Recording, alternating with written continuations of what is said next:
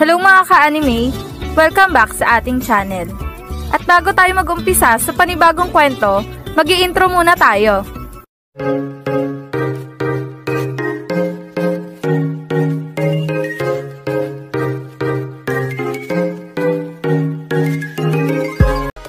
Bago natin simulan ang panibagong kwento ng High School League, gusto ko lang ipaalala sa inyo ng paulit-ulit na ang kwentong ito ay isang fan-made lamang na nabasa ko lang sa isang site at hindi ito kasama sa totoong kwento ng Slam Dunk.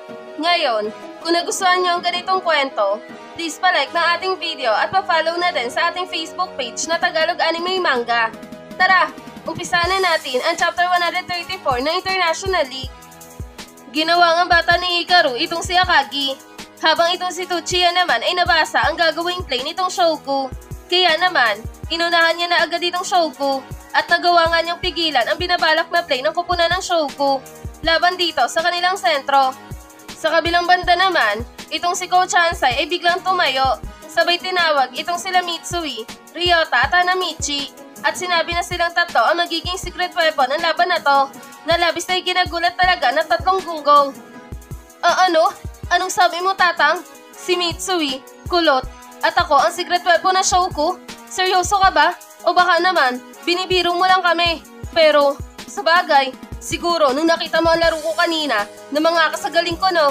At doon mo na pagtanto na sobrang importante ng henyong ito sa kupunan natin. Yan ang sabi ni Hanamichi ng payabang habang tumatawa ng malakas. Dagdag pa ni Ryota, Coach Hansai, seryoso ka ba sa mga sinasabi mo na kami ang magiging alas niyo sa laban na to? O baka naman, nagbibiro ka nga lang talaga, Coach, at gusto mo lang pala kasi ng loob namin upang hindi kami magkawatak-watak sa laro. Yan naman ang sabi ni Ryota. Oo nga, Coach Hansai, baka naman nagbibiro ka lang sa amin. At ano ba ang aming gagawin para mapigilan ang momentum ng aming kalaban? May plano ka na ba, Coach, para sa aming tatlo? Yan naman ang pagtatakang tanong ni Mitsui. Tumahimik nga kayo mga gunggong at makinig na lang sa plano ni Coach Hansai dahil sigurado ako na may malaking pasabog si Coach Hansai para sa inyong tatlo. Yan naman ang sabi ni Ayako nang biglang nagsalita si Coach Hansai.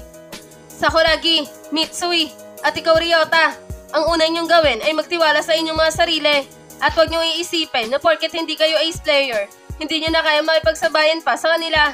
Malaki ang tiwala namin ni Mr. Smith sa inyo. Kaya naman, kailangan niyo ako sa amin na magtitiwala kayo sa inyong mga sarili.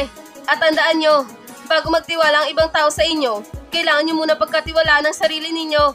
Kaya naman, humanda na kayong tatlo dahil gagawa kayo ng play na hindi nila magagawa. At sa play na to, sisiguraduhin natin na mababago na ulit ang takbo ng laban.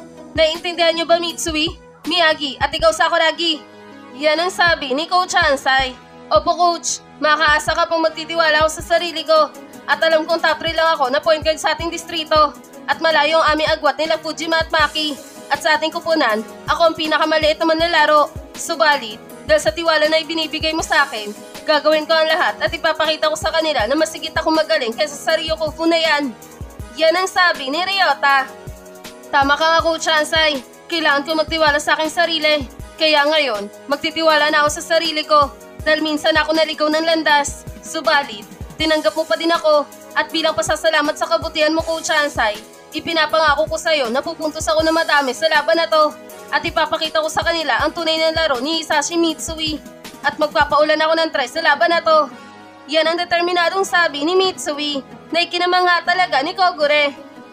Grabe, nakakilabot ang mga binitawang salita ni Mitsui.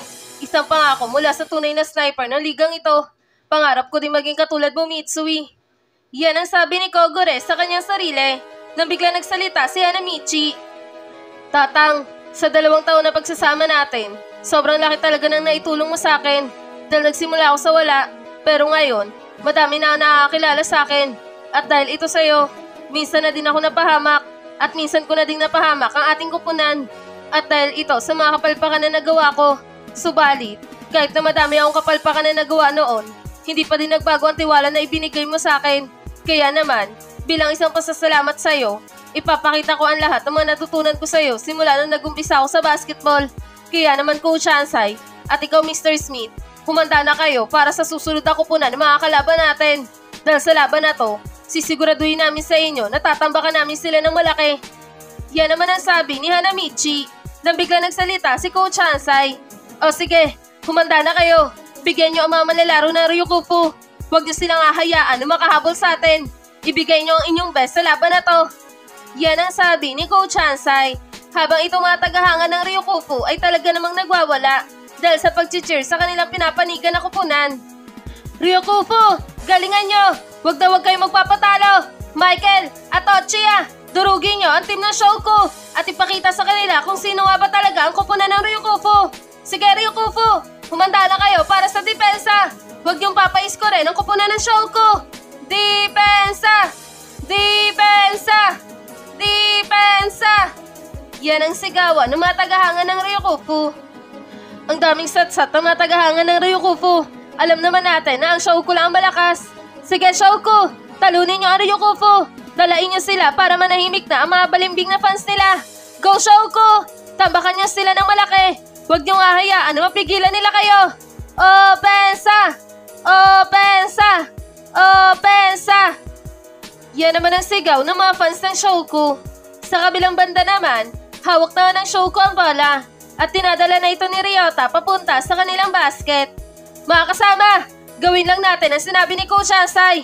At kayo, Mitsui at Hanamichi, humanda kayong dalawa dahil tayo ang secret weapon na Shouko. Kaya naman, ipakita natin sa kanila kung paano nga ba maglaro ang mga secret weapon ng Shouko. Yan ang sigaw ni Ryota. Sabay pasa ng bola papunta kay Rukawa. Ngunit, laking gulat nitong mga manlalaro ng Shouko dahil na nga sa biglang sumulpot itong si Tochiya sa gilid ni Rukawa. At talaga namang inistil nito ang bolang ipinasa ni Ryota sa kanya. Kaya naman, hawak na ngayon ng Ryukufu ang bola at tinadala na ito ni Tochiya papunta sa kanilang basket. Ngunit, agad din naman itong napahinto dahil na nga sa biglang nakabawi ang Shouko sa depensa. Kaya naman, naging mahinaw na lang itong si Tochiya sa pag-dribble ng bola. Baka kasama, alam nyo na ang ating plano. Kaya naman, humanda na kayo dahil kukunin na natin ang kalamangan mula sa Shouko. Yan ang sigaw ni Tochiya habang ang mga kasama nito ay nagsitakbuhan na at paikot-ikot lamang sa loob ng court. Nalabis na ikinagulat talaga nitong si Ayako.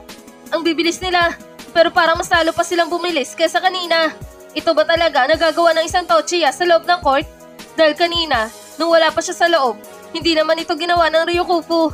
Pero ngayon, biglang nagbago din ang laro nila. Yan ang sabi ni Ayako. Oo nga, lalo pa silang bumilis. Dito na talaga magsisimula ang tunay na laban. Mukhang magpapakitang gilas na din ang Ryukufu sa atin ah. Yan naman ang sabi ni Kogore na talaga namang namanga din sa ginagawang play ng Ryukufu. Sa kabilang banda naman, hawak pa din ni Tochiya ang bola na bigla nitong nakita si Michael na tumatakbo papunta sa gilid ng court. Kaya naman, agad niyang ipinasa ang bola papunta dito. At ang hawak na ni Michael ang bola, agad naman itong tumalon at tumira ng isang tres. Habang ang kupunan ng Shouko ay nalito na ng tuluyan sa bilis ng galaw ng Ryukufu na naging dahilan para maipasok ni Michael ang kanyang tira sa kanilang basket na ikinatuwa talaga ng buong tagahanga ng Ryukufu. Ayos! Tayo na naman ang nakapunto sa laban! Ang usay mo talaga Michael! Isang tres ang ipinakita mo sa kanila! Kahanga-hanga ka talaga! Ipagpatuloy mo lang yan! Ngayon, tayo na ang nakakalamang sa kanila! Siguradong panghihinaan na ng loob ang mamahihinang manlalaro ng Shouko! Yan ang sigaw ng mga tagahanga ng Ryukufu habang si Rukawa naman ay nagulat sa ipinakitang tira ni Michael. Grabe, ang bilis ng pangyayari na yun ah at ang kanyang tira ay sobrang solid. Hindi ko man lang ito nakita na sumahid sa kanilang basket. Yan ang sabi ni Rukawa sa kanyang sarili habang itong si Michael naman ay biglang nilapitan itong si Rukawa. Hoy Rukawa, ipakita mo na kaya sa akin ang laruan mo para naman ganahan din ako sa laban. At isa pa, nabalitaan ko na mausay ka daw na manlalaro ah.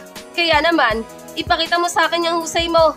Dahil kung hindi mo yan gagawin, tinitiyak ko sa'yo na tatambakan namin kayo ng gusto. Yan ang sabi ni Michael. Habang itong si Rukawa naman ay hindi na pinansin pa itong si Michael.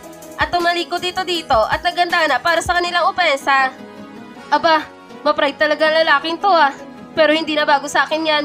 Dahil wala naman akong pakialam kung ma-pride ka o hindi. Basta ang gusto ko lang gawin mo ay ipakita mo sa akin yung laruan mo.